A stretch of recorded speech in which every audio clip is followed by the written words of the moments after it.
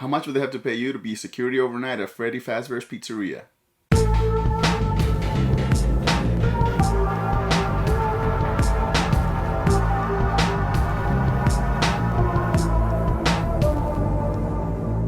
Five Nights at Freddy's came out this year, 2023, and it came out in theaters as well as Peacock at the same time.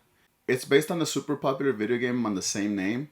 Now, I never played the video games at all, so I'm basing the movie solely on just the movie as its own, not as the source material. So I don't know if this movie is for the people that love the game or not. But this is the Gore versus the Boar, so let's see how many points this movie's gonna get. And there is spoilers ahead if you haven't watched the movie, but if you have or don't care, then stay around and let's have some fun. We meet Mike, played by Josh Hutcherson, and he's just gotten fired from his job as a security at the mall because he beat up a guy that thought he was kidnapping a child. Turns out that child was actually his son, so he beat him up for no reason, but at the same time he was like tugging on his son kind of weirdly, so I don't blame him. He needs a job ASAP, so he goes to Matthew Lillard, who works for an agency finding jobs for people, and he tells him that based on his record that there's nothing he can find him. Mike is about to walk away, but then he tells him like, wait, I do have one job if you want it. It doesn't pay much and it's overnight. And then Mike says, no, I have a younger sister that I have to take care of, so I can't do that. And then he leaves. And then we find out that there's an aunt that's been trying to take his sister away from him. So they go to a counselor, and the counselor tells him like, hey, listen, you need to get this job. You need to look good for the court, just in case anything happens. So he calls up Matthew Lillard and accepts the job. I like Josh Hutcherson in this movie. He's a down on his luck type of character, and he plays it really well. He can't keep a job. He has trouble sleeping. And then he also has like this really big guilt and grief because whenever he was younger, he was camping with his family and he saw his little brother get taken away. And then his parents couldn't handle that, so they left him alone to take care of his younger sister. And you can see it in the acting and you can really feel for him.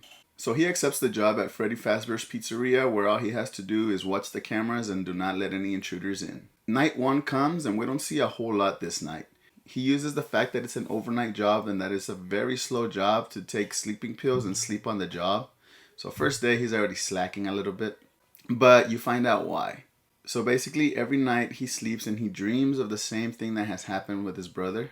He recreates it in his dream and he always tries to look for the guy that took his brother to see if he can recognize him. Except this night he sees some kids that he's never seen before. It's about 5 kids and he starts chasing them and they all run away from him and disappear. And this pretty much concludes night one. Nothing really happens. It kind of gives you like the feeling of the movie and the tone that it's going to have throughout. He goes home and the babysitter leaves. At first it seems like the babysitter is somebody that's like really nice to him, but it turns out that she goes and meets up with the aunt and they're actually planning on how to get him fired. So they say, okay, this is his new job as a security, so let's break in there and just break everything and get him fired. That way in the court case it looks really bad on him. Night 2 comes and once again he goes to sleep to try to see if anything changes in his dreams. He does see the children again, and when he tries to chase him this time, one of them actually turns around and scratches his arm. He wakes up and then he hears something on the door. He goes out there and it's a police officer named Vanessa. She comes in and she seems to know a lot about this place. She helps him with his arm and then she shows him around the place and then she shows him the animatronics dancing around, and this is the first time we get a full view of the animatronics in this movie, and honestly they look great. She tells him that there was something creepy that happened though. There was 5 children who disappeared in the 80s and they were never found. And that's why that place had to be shut down. In the morning, they both leave and we see him locking up the doors and everything, and then they just leave. And then we see the people that are going to break in getting ready to do their job. Whenever he gets home, the babysitter leaves and she goes to meet up these people and they do break in. She stays as watch on the car and then the 3 guys go inside. Now everything that happens here is going to get a gore point because you see Freddy and the gang move around for the first time and it's really cool. You see Chica's cupcake, and then whenever the guy turns around, he sees Chica right behind him, and then she's holding the cupcake and the cupcake just goes out flying and attacks his face, killing the first guy. The second guy sees this, so he takes off running really scared and he hides in a closet. But he doesn't know that in the closet, Bonnie's already in there. So then he kind of gets killed off screen, and then the third and main guy, he walks over to see what's going on, and when the closet door opens, Bonnie comes out. He takes off running and he's trying to hide from them, and then while he's trying to open the door, he starts hearing the song that Foxy sings and he gets attacked by Foxy's creepy ass. The girl, not hearing anything back, she decides to go in there, and the first thing she sees is a child who tells her, come here.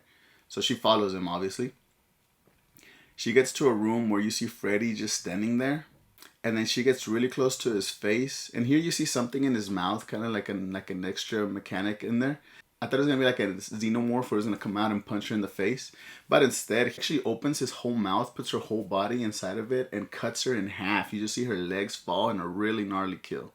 Officer Vanessa comes to tell him about the break-in, and I don't like the scene here because she was with him most of the night, at least the later part. She saw that he was awake, and she even saw him locking the doors, but she still blames him for the break-in, saying that he's sleeping on the job and that it's gonna be his fault.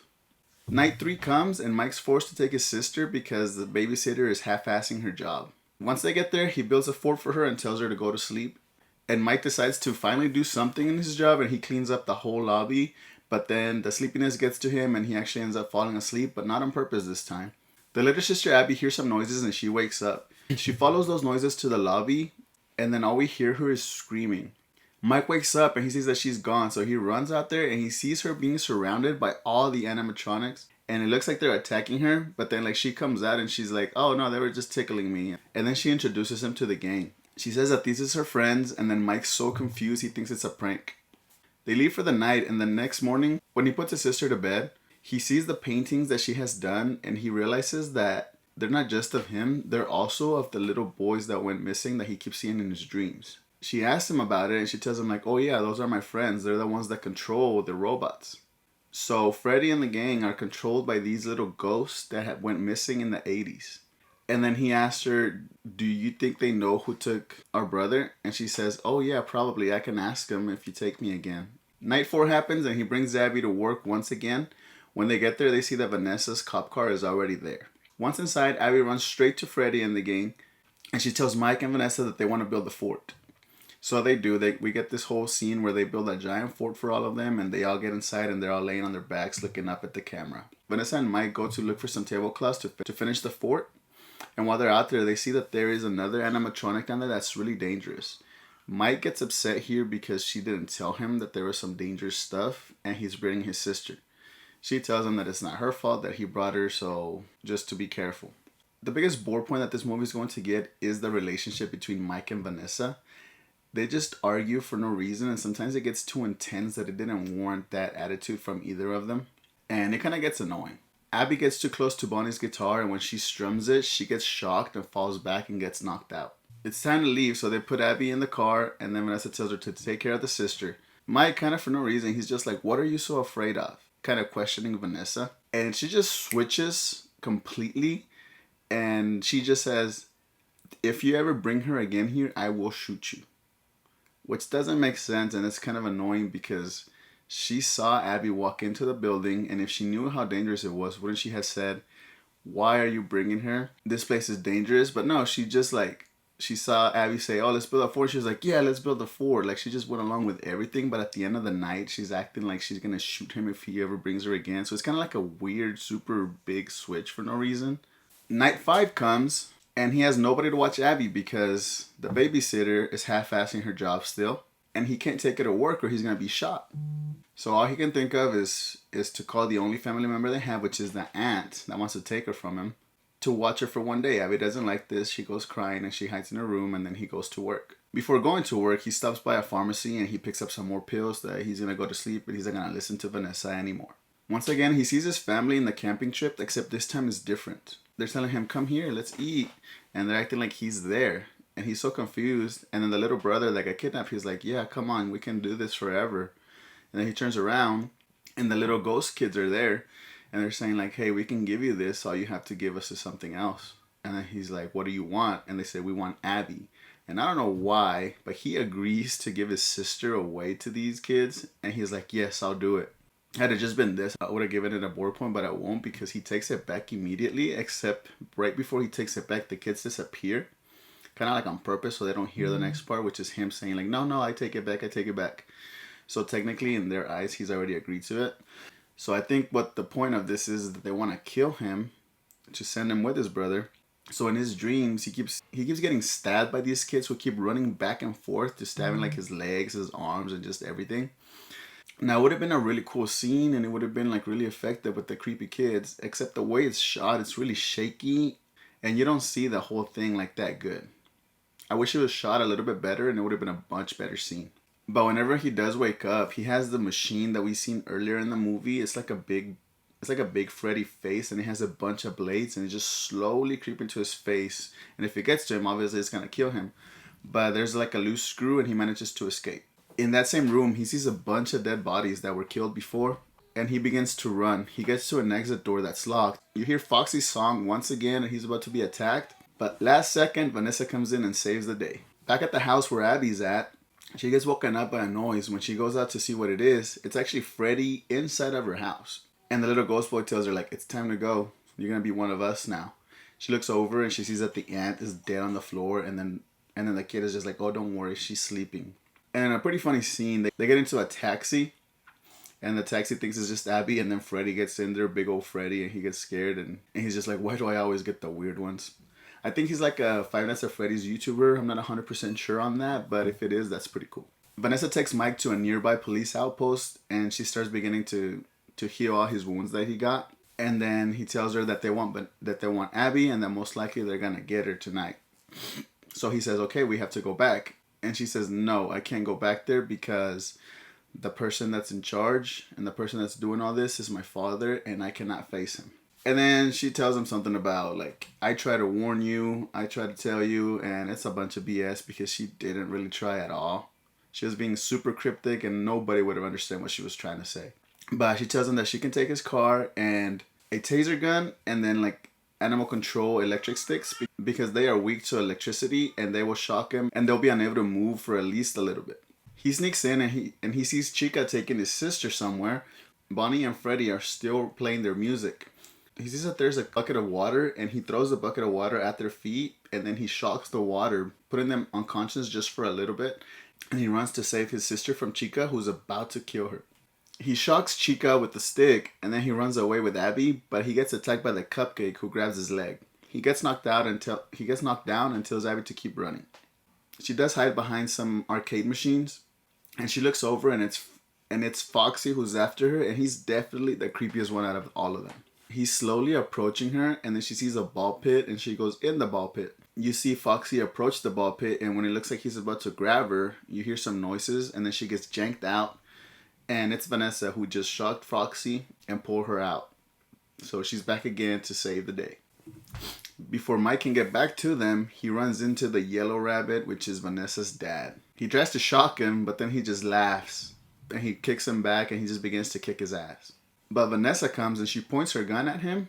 And then he takes his mask off and it turns out that it's Matthew Lillard, the guy from the agency from earlier. We find out that this guy is not a good guy at all. He kidnapped all those children, killed them, and hid their bodies in the animatronics where he knew nobody would look. On top of that, he's the one that kidnapped Mike's brother. Those are just the things we know. He probably did a lot more things that we don't know of. But he's controlling these kids by brainwashing their memories with drawings. Now, the twist was pretty obvious, but it's Matthew Lillard, so it's okay.